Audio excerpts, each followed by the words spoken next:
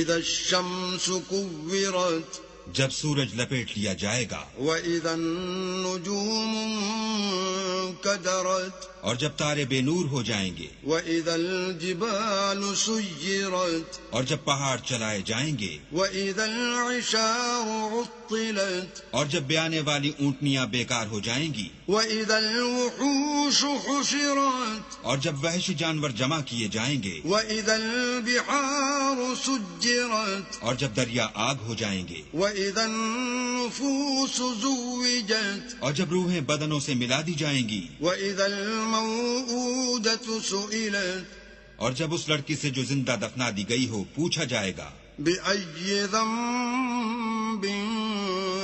قتلت کہ وہ کس گناہ پر مار دی گئی، وإذا الصحف نشرت اور جب عملوں کے دفتر کھولے جائیں گے، وإذا السماء كشطت اور جب آسمان کی کھال کھینچ لی جائے گی، وإذا الجحيم سعرت اور جب دوزخ کی آگ بھڑکائی جائے گی، وإذا الجنة أزلفت اور بہشت جب قریب لائی جائے گی، علمت نفس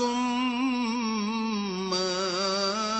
أحضرت تب ہر شخص معلوم کر لے گا کہ وہ کیا لے کر آیا ہے۔ فلا أقسم بالخنس ہم کون ستاروں کی قسم جو پیچھے ہٹ جاتے ہیں، الجوار الكنس اور جو سیر کرتے اور غائب ہو جاتے ہیں، واللیل اذا عسعس اور رات کی قسم جب ختم ہونے لگتی ہے، والصبح اذا تنفس اور صبح کی قسم جب نمودار ہوتی ہے۔ انه لقول رسول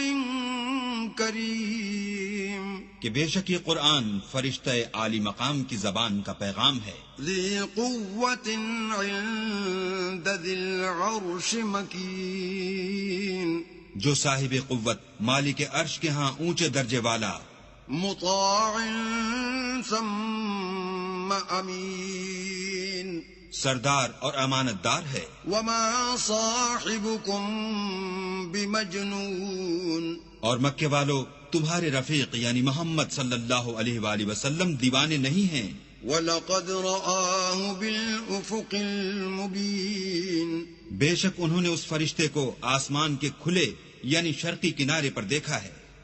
وَمَا هُوَ عَلَى الْغَيْبِ بِضَنِينٍ اور وہ پوشیدہ باتوں کے ظاہر کرنے میں بخیل نہیں، وَمَا هُوَ بِقَوْلِ شَيْطَانٍ رَجِيمٍ اور یہ شیطان مردود کا کلام نہیں۔ فَأَيْنَ تَذْهَبُونَ